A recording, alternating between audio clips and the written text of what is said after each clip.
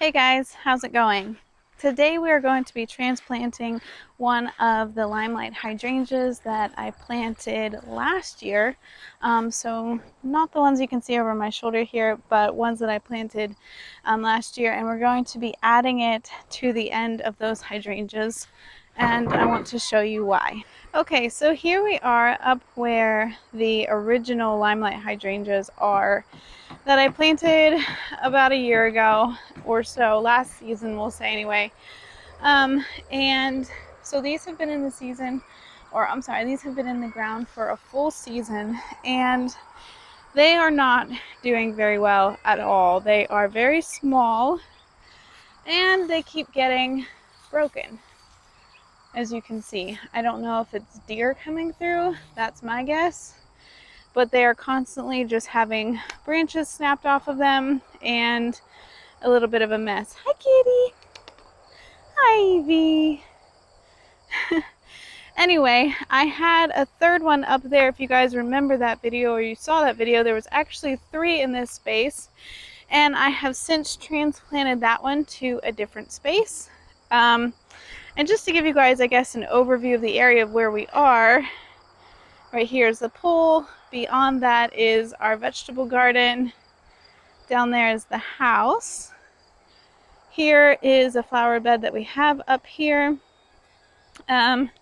This is where my old vegetable garden used to be, which actually, I was just up here the other day and I thought it was funny because there is volunteer tomato plants that came up, and these sweet tiny little tomatoes. Now they're split because of all the rain we just got, but aren't they cute? They're so tiny. Anyway, also, side note, volunteer plants that come up like this are plants that we have not planted. So nobody came through and planted these. These were just here, seeds that had been dropped or fruit that had fell. And those seeds were able to produce a new plant. And because of that, they tend to be some of the strongest plants and the best fruit and things like that. So I'm actually going to be saving some seeds from this plant, and yeah, I'll be replanting those because it should be some pretty good seed coming from that plant. Okay, so back to the hydrangeas and everything here. My babies are down there working on a picnic table, and that's where these hydrangeas are. Now, part of the issue with these hydrangeas is that the soil up here is extremely crummy. It is terrible. It's really rocky. It's really high clay slash just crap. I don't even know. And it gets really, really dry. It does not hold on to moisture very well. We just had a whole ton of rain. That's why it looks wet right now. We had like, I don't even know how much, but we had flash flooding here last night.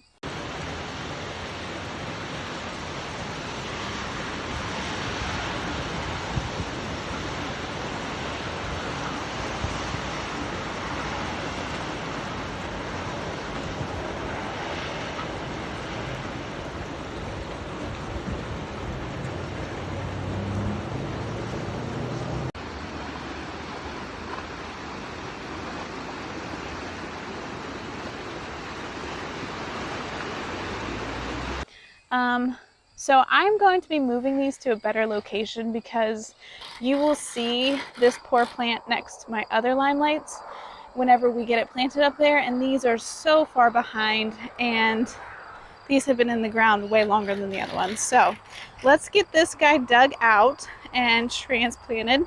I'm only going to be moving one today. The other one I don't have a spot for just yet.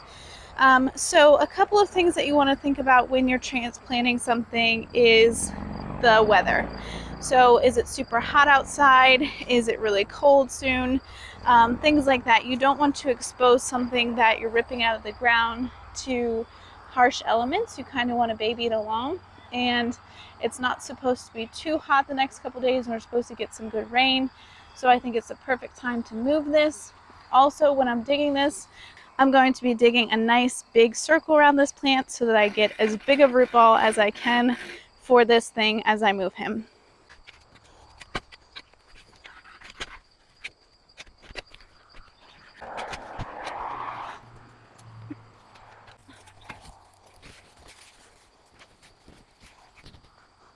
Okay, so there it is, all dug out. I got most of the roots with it. I think I only really chopped through one, maybe, and that could have been a root from something else. So let's take it to its new home. Okay, so here we have our old hydrangea with our new hydrangeas.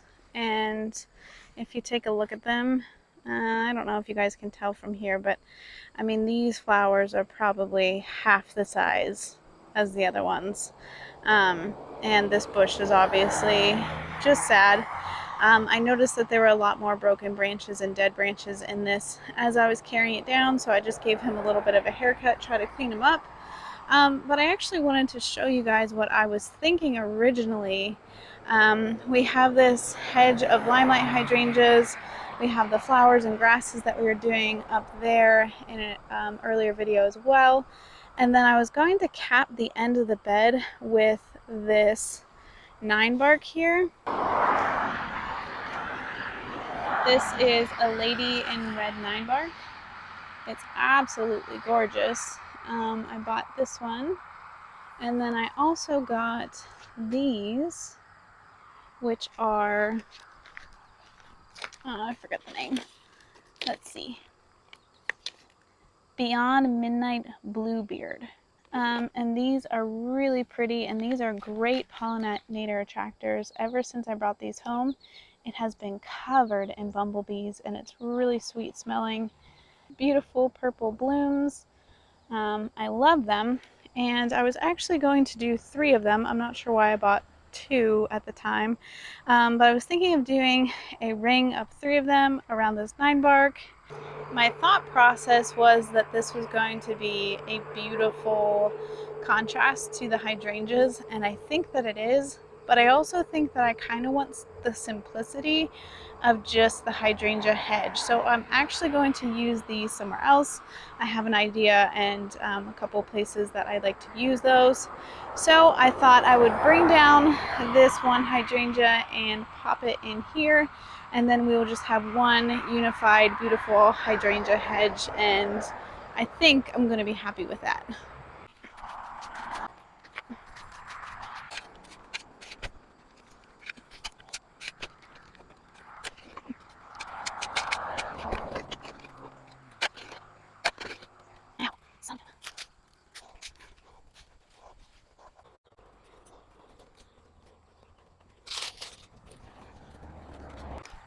Okay, so there it is, all planted up in line with the rest of them. And let me see if I can get a good camera angle. Well, that makes them all look the same pretty much. Maybe if we go this way. There, now you can really tell. These ones I just planted a few months ago. That one has been in the ground for over a season, almost a year, whatever, I don't know. Much longer than these. These guys look great. This poor guy looks terrible. So I'm hoping that he's going to do a lot better down here. There's a lot better moisture levels. The soil is way better down here. So I think he'll do fine just like the rest of them, and hopefully he'll catch up real quick. Okay, so just a few things to remember if you are transplanting something, hydrangea or whatever it is.